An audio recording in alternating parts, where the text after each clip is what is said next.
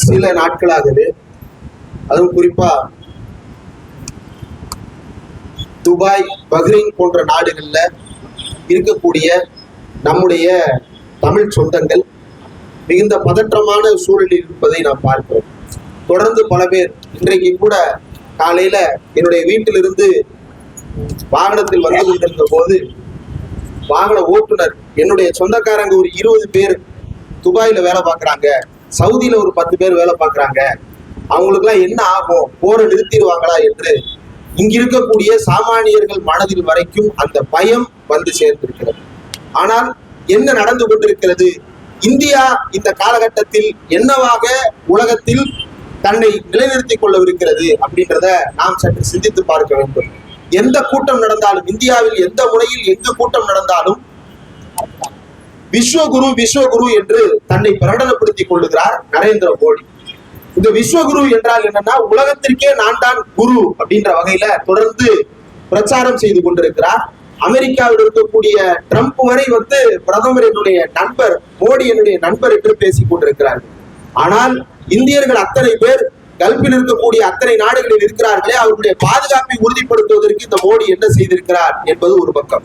இன்னொரு பக்கம், ஈரான் என்ற ஒரு நாட்டினுடைய உச்சபட்ச அதிகாரம் கொண்ட தலைவர் ஒருவரை அமெரிக்கா தாக்குதல் நடத்தி நாங்கள் கொலை செய்து விட்டோம் என்று பகிரங்கமாக அறிவிக்கிறார்கள். அதை பார்த்துவிட்டு செத்து போன அந்த தலைவருக்கு இரங்கல் தெரிவிக்க கூட வக்கில்லாத ஒருவர் எப்படி விஸ்வகுருவாக இருக்க முடியும் அல்லது ஒரு மனிதனாக இருக்க முடியும்?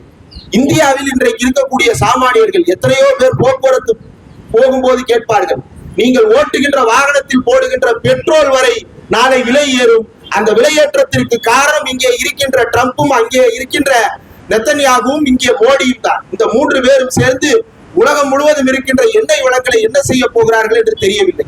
ஈரான் தாக்குதல் நடத்திவிட்டது, ஈரான் தாக்குதல் நடத்திவிட்டது என்று எல்லா ஊடகங்களும் பதறுகிறார்கள்.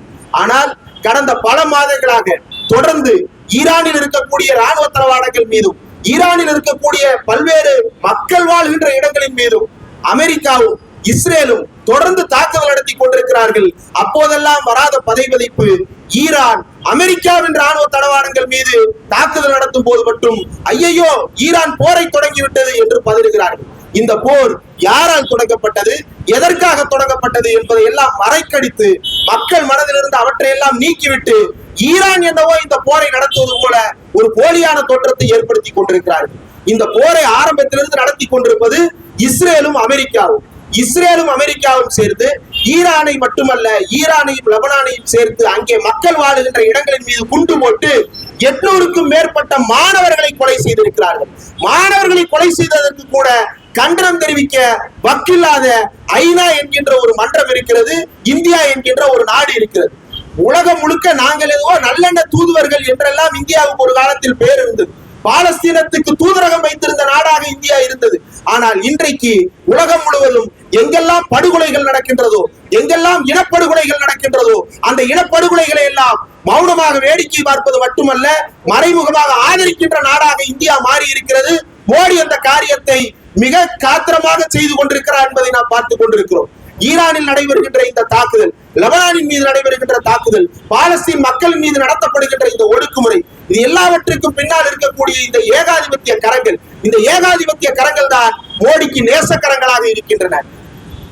இன்றைக்கு சமீபத்தில் கொல்லப்பட்ட ஈரானுடைய உச்சபட்ச தலைவர் காமினி, அந்த காமேரி என்கின்ற தலைவர் கொல்லப்படுவதற்கான சதி திட்டம் 2 நாட்களுக்கு முன்னதாக தீட்டப்பட்டு விட்டது அவர் கொல்லப்படுவதற்கு. ஆனால் பிரதமர் மோடி அந்த சதி திட்டம் தீட்டப்பட்டதற்கு பிறகும் இஸ்ரேலுக்கு போய் விருது வாங்கிவிட்டு வருகிறார் என்றால், கொலைகாரன் தருகின்ற விருதுக்கு பறக்கின்ற ஒருவர் இந்தியாவுக்கு பிரதமராக இருக்க தகுதியற்றவர் என்பதுதான். இன்றைக்கும் இந்தியா வாய் திறக்கவில்லை. உலகம் முழுக்க அமைதியற்ற சூழல் நிலவிக் கொண்டிருக்கிறது. ஆனால் இந்தியா வாய் திறக்கவில்லை. இந்தியா வாய் திறக்கவில்லை என்றால் இந்திய மக்கள் வாய் திறக்காமல் இருக்கிறார்களா? இல்லை. இந்தியா முழுவதும் ஈரானுக்கு ஆதரவாக ஆர்ப்பாட்டங்களும் போராட்டங்களும் நடந்து கொண்டிருக்கின்றன. பிரதமர் மோடி வாய் திறக்காமல் இருக்கிறார். அந்த ஒரு ஆள் வாய் திறக்காமல் இருந்துவிட்டு இந்தியா அமைதியாக இருக்கிறது என்கின்ற தோற்றத்தை உருவாக்குகிறார்கள். இந்தியா பேசிக் கொண்டுதான் இருக்கிறது. ஆனால் பேசுகின்ற இந்த இந்தியாவை பேச விடாமல் செய்வதற்காக இந்தியாவில் இருக்கக்கூடிய எல்லா காவல்துறை அதிகாரிகளுக்கும் உயரதிகாரிகளுக்கும் கடிதம் அனுப்பப்பட்டிருக்கிறதா? தமிழ்நாட்டில், குறிப்பாக இந்தியா முழுவதும் தமிழ்நாட்டில் மட்டும் ஈரானுக்கு ஆதரவாக, தீவிரவாதத்திற்கு ஆதரவாக போராட்டம் ஆர்ப்பாட்டம் நடைபெறுகிறதா? தீவிரவாதத்திற்கு ஆதரவாக இருப்பது யார்? நெத்தன்யாகுவின் தீவிரவாதத்திற்கு ஆதரவாக இருப்பது பிரதமர் மோடி. ட்ரம்பின் தீவிரவாதத்திற்கு ஆதரவாக இருப்பது பிரதமர் மோடி. ட்ரம்பினுடைய வரி தீவிரவாதம், இந்தியர்களை சுரண்டுகின்ற வரி தீவிரவாதத்திற்கே ஆமாந்தாமி என்று மண்டையாட்டுகின்ற ஒரு பிரதமராக இருந்து கொண்டிருக்கிறார். இப்படிப்பட்ட ஒரு பிரதமரை வைத்துக் கொண்டு நாம் இன்றைக்கு வாழ வேண்டிய சூழலுக்கு தள்ளப்பட்டிருக்கிறோம். இந்தியா இன்றைக்கு உலக நாடுகளின் பார்வையில் ஒரு காலகட்டத்தில் இந்தியாவுடைய கருத்து என்பது நல்லெண்ணத்திற்கான கருத்தாக பார்க்கப்பட்டது. இந்தியர்களுடைய கருத்து என்பது அமைதிக்கான கருத்தாக பார்க்கப்பட்டது. ஆனால் இன்றைக்கு உலக அளவில் இந்தியா ஒரு ரூட் நேஷன் என்று சொல்லக்கூடிய அளவில் ரவுடித்தனத்தை ஆதரிக்கக்கூடிய ஒரு நாடாக மாறி இருக்கிறது என்றால் இது மிக மிக ஆபத்தானது. இந்தியாவுக்கு உள்ளும் இந்த மோடி அதே ரவுடித்தனத்தை தான் கட்டவிழ்த்து விட்டிருக்கிறார். இந்தியாவிற்கு வெளியில் நடக்கக்கூடிய ரவுடித்தனங்களையும் தொடர்ந்து ஆதரித்துக் கொண்டிருக்கிறார் என்பது கண் முன்னால் நிகழ்ந்து கொண்டிருக்கிறது.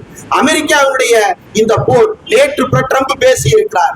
நாங்கள் தரைவழி தாக்குதலுக்கு தயாராகிவிட்டோம், ஈரானை சும்மா விடமாட்டோம் என்று. ஈரான் நாங்களும் தாக்குதலுக்கு தயாராகத்தான் இருக்கிறோம் என்று. எத்தனை தசாப்தங்களாக இந்த யுத்தம் தொடர்ந்து நடந்து கொண்டே இருக்க போகிறது. நாமும் வேடிக்கை பார்த்து கொண்டே இருக்க போகிறோம். ஐநா சபை என்று இருக்கிறது, யுனிசெஃப் என்று இருக்கிறது. உலக பாதுகாப்புக்காக எத்தனையோ பன்னாட்டு அமைப்புகளையும் பன்னாட்டு கூட்டமைப்புகளையும் உருவாக்கினார்கள். அந்த கூட்டமைப்புகள் எல்லாம் என்ன செய்து கொண்டிருக்கின்றன? நான் அந்த கூட்டமைப்பிலிருந்து அமெரிக்கா வெளியேறுகிறேன் என்று அறிவித்து விட்டால் அமைதியாக இருப்பதை தவிர அவர்களால் எதுவும் செய்ய முடியவில்லை.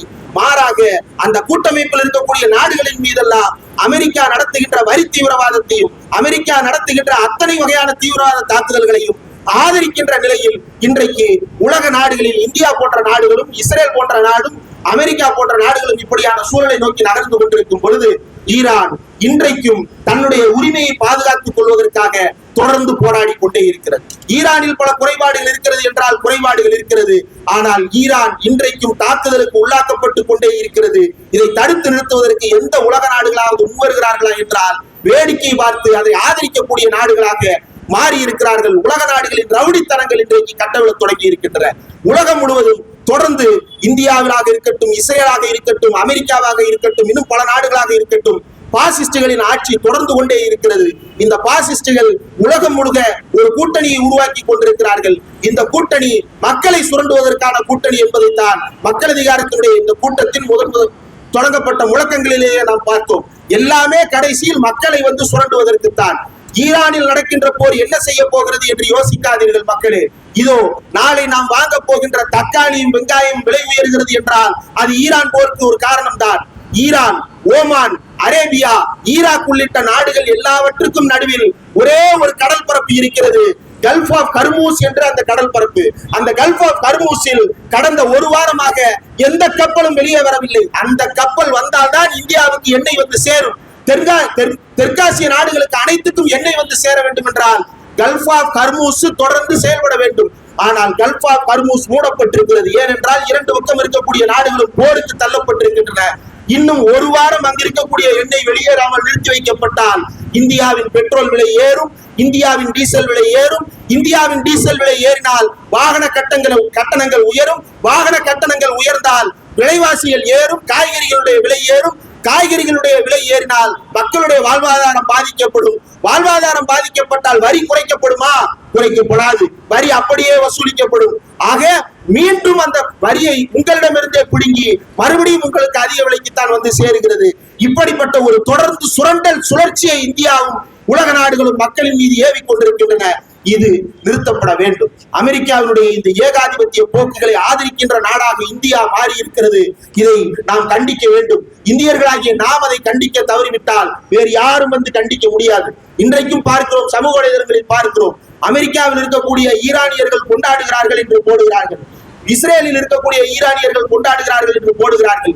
எல்லாம் நம்மை ஏமாற்றுவதற்குத்தான். இது எல்லாவற்றையும் தாண்டி அந்தந்த நாடுகளில் உழைக்கும் மக்கள் என்னவாக இருக்கிறார்கள் என்பதை இந்த ஊடகங்கள் ஒருபோதும் நமக்கு கொண்டு வந்து காட்டுவது கிடையாது. நம்மை போன்ற மக்களுக்காக நிற்கக்கூடிய யாரையும் இந்த ஊடகங்கள் போய் சேர்க்க போவது கிடையாது. இங்கும் பாருங்கள், அத்தனையும் நமக்காக இருக்கக்கூடிய டிஜிட்டல் ஊடகங்கள் தான் வந்து நிற்கின்றனவே தவிர வெகுஜன ஊடகங்கள் எத்தனை பேர் வந்திருக்கிறார்கள் என்று எண்ணி பார்த்தால் யாரும் இருக்க மாட்டார்கள். ஆக மக்களுக்காக இருக்கக்கூடிய நாம் மக்களுக்காக பேசக்கூடிய கருத்துக்களை தொடர்ந்து மக்கள் மத்தியில் கொண்டு சேர்க்க வெவ்வேறு வழிகளை முயற்சி செய்ய வேண்டும். உடனடியாக இந்த ஏகாதிபத்திய எண்ணெய் வள கொள்ளைக்காக ஈரான் உள்ளிட்ட உலக மக்களை கொல்லாதே என்கின்ற இந்த முழக்கம் இந்தியா முழுவதும் ஒலிக்க தொடங்கி இருக்கிறது. அதிலும் குறிப்பாக தமிழ்நாட்டில் இருக்கக்கூடிய யாரை போய் கேட்டாலும் அமெரிக்கா எண்ணெய்க்காக கொள்ளையடிக்கிறது, கொலை செய்கிறது, இந்தியா அதற்கு ஆதரவாக இருக்கிறது, மோடி அதற்கு ஆதரவாக இருக்கிறார் என்பதை மக்கள் பதிவு செய்கிறார்கள். இதனை இந்தியா முழுவதும் கொண்டு போய் சேர்க்க வேண்டும், ஒரு பெரும் அழுத்தத்தை உருவாக்க வேண்டும். தமிழ் இப்பெல்லாம் சமூக வலைதளத்துல ரொம்ப சிம்பிளா எழுதுறான், ஈரான்ல நடக்கிற போருக்கு இங்க எதுக்குடா நீங்க போராட்டம் நடத்துறீங்க அப்படின்னு. ஆனா கூறு கட்டவனே, நாளைக்கு காலையில நீ போய் பெட்ரோல் போடும் போது தெரியும், நேத்தே ஒருத்தன் கத்துனானே, 4-5 பேர் நின்று கத்துறானுங்களே, சைதாப்பேட்டை முக்கில் நின்று கத்துறானுங்களே, எதுக்கு கத்துறானுங்கன்னு அப்ப நீ யோசிச்சு பார்.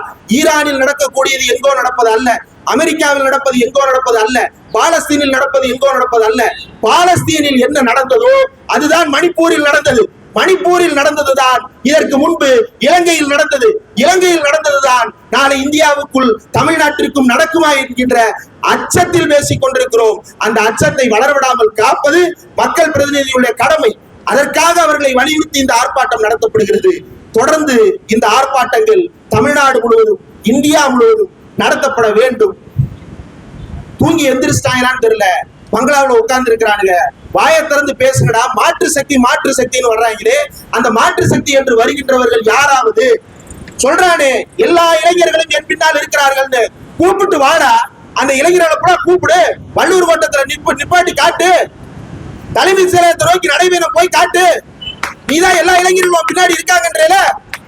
ஊடகங்களையும் கேட்கிறேன், அவன் ஒரு வார்த்தை வீட்டுக்குள்ள உட்கார்ந்துக்கிட்டு கொட்டாவி விட்டுட்டான்னா கொட்டாவி விட்டார் விஜய்,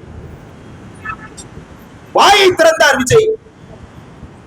ஆனா இங்க உட்கார்ந்து காட்டு கத்திக்கிட்டு இருப்போம், அது வராது. ஒரு முறை ராஜு தோழர் தான் பேசினாரு, மக்கள் அதிகாரத்தினுடைய ஆண்டு கூட்டத்தில், திருச்சியில் நடைபெற்ற கூட்டத்தில் பேசினார். இவ்வளவும் போடுறானே, நடிகனுக்கு தான் ஆதரவு இருக்குன்னு போடுறானே, நடிகன் பேசுறது ஒரு பக்கம் போடு, நாங்க பேசுறது அதே சேனல்ல இன்னொரு பக்கம் போடு, ரெண்டுக்கு எது மக்கள் மத்தியில் ஆதரவு இருக்கின்றத பார்ப்போம். அப்ப இந்த ஊடகங்கள் மக்களுக்கு சாதகமாக வருகின்ற செய்திகளை எந்த அளவுக்கு முடக்கி வைத்திருக்கிறார்கள் என்பதை நாம் பார்க்கிறோம்.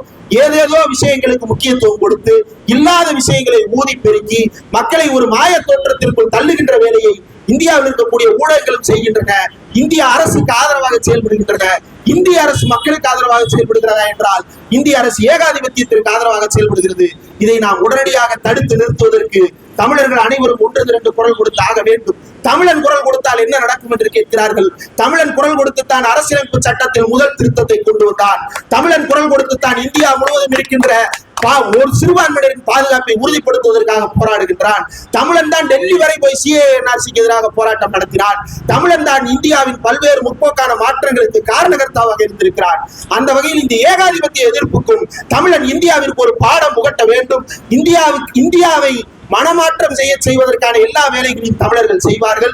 இந்த தமிழர்களுடைய போக்கில் தான் இந்தியா மொத்தமும் வந்து சேர வேண்டிய காலம் என்பதை உணரப்போவது தூரம் இல்லை. தமிழ்நாட்டுடைய இந்த உழைக்கும் மக்களின் குரல் நாளை டெல்லி வரை சென்று சேரும். இந்த டெல்லிக்கு நாம் யார் என்பதை உணர்த்தத்தான் வேண்டும். ஆகவே நிறைவாக உலகருடைய அமெரிக்காவே, யூத இனவெறி இஸ்ரேலே, ஈரான் மீதான போரை நிறுத்து. உலகம் முழுவதும் இருக்கின்ற உழைக்கும் மக்களின் மீதான நம்முடைய சுரண்டல் போரை நிறுத்தும் வரை எங்களுடைய போராட்டம் ஓயாது, நம்முடைய போராட்டம் ஓயாது. மக்கள் அதிகார தோழர்களுடைய இந்த போராட்டம் வெற்றி பெற வாழ்த்துக்களை தெரிவித்துக் கொள்கிறேன்.